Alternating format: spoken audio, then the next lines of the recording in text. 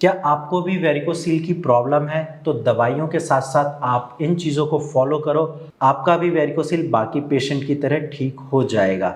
नमस्कार, मैं डॉक्टर हिमांशु पराशर। आज इस वीडियो में मैं आपको बताऊंगा कुछ ऐसे यूज़फुल एक्सरसाइज के बारे में जो वेरिकोसील पेशेंट के लिए बहुत ज़्यादा ज़रूरी है। और ये वो एक्सरसाइज है जो मैंने अपने पेशेंट को एडवाइस किया है, और मेडिसिन के साथ साथ जब उन्होंने ये एक्सरसाइज करी है तो आज उनका वेरिकोसील बिल्कुल जड़ से ख़त्म हो चुका है। तो चलिए वीडियो को स्टार्ट करते हैं, और आप भी ये एक्सरसाइज ज़रूर करना ताकि आपका भी वेरिकोसील बिल्कुल ठीक हो जाए। सबसे पहले मैं आपको बता दूं कि वेरिकोसील होता क्या है और ये प्रॉब्लम में क्या क्या सिम्टम्स आते हैं। तो वेरिकोसील आपके टेस्टिकल की प्रॉब्लम है जहाँ पे आपके वेन का साइज़ बढ़ जाता है, और जब आप अपने टेस्टिकल के आसपास हाथ लगाते हो तो वहाँ पे गुच्छा जैसा फील होता है।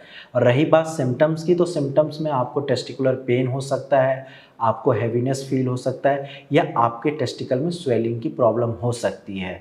अब ये सारी बातें हो गई वेरिकोसील के रिगार्डिंग। अब हम बात करते हैं कि कौन सी एक्सरसाइज ज़रूरी है और कौन सी एक्सरसाइज वेरिकोसील पेशेंट को करनी चाहिए। सबसे पहले आपको डेली वॉक करना है। 10 से 15 मिनट वॉक करिए, ज़्यादा तेज़ नहीं करना, नॉर्मल आप वॉक करिए, पार्क में कर सकते हैं, और सपोर्टर पहनकर करना है। इससे क्या होगा कि जब आप वॉक करेंगे आप फ्रेश एयर इनहेल करेंगे। जब आपकी बॉडी में फ्रेश एयर जाएगा तो ऑक्सीजन की मात्रा बढ़ेगी और ब्लड सर्कुलेशन इम्प्रूव होगा। सेकंड पॉइंट है, आपको बेड पे लेट जाना है या ज़मीन पे लेटकर अपने पैर को दीवार के सहारे ऊपर करके रखना है।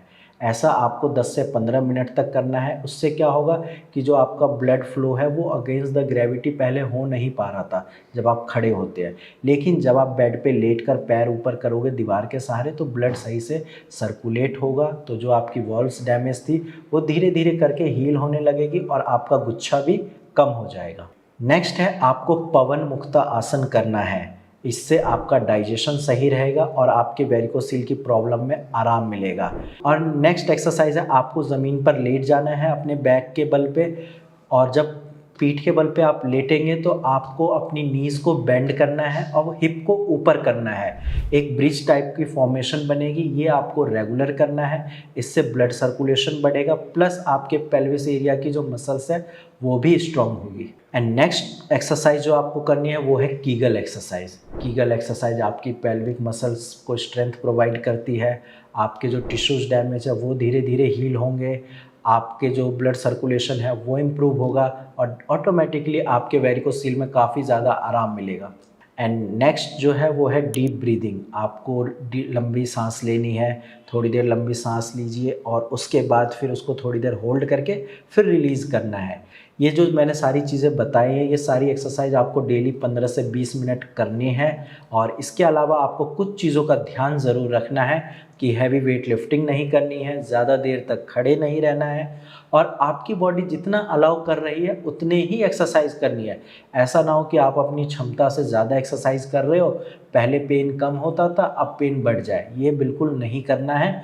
और मोस्ट इम्पॉर्टेंट थिंग, ये सारी चीज़ें आपको स्क्रॉटल सपोर्टर पहनकर करना है ताकि आपकी प्रॉब्लम और ना बढ़े। अगर आप ये सारी चीज़ें फॉलो करते हो along with the homeopathic medicines, तो आपका भी वेरिकोसील बिल्कुल जड़ से भारत होम्योपैथी के बाकी पेशेंट की तरह ठीक हो सकता है। बस आपको इन चीज़ों का ध्यान रखना है, ये सारी चीज़ें करनी है, तो आप भी बिल्कुल ठीक हो जाएंगे। बाकी अगर आपके पास कोई टेस्ट रिपोर्ट है तो आप डायरेक्ट मेरी टीम से शेयर करिए, हम आपको काफ़ी अच्छे से गाइड कर देंगे। आज की वीडियो में इतना ही, धन्यवाद।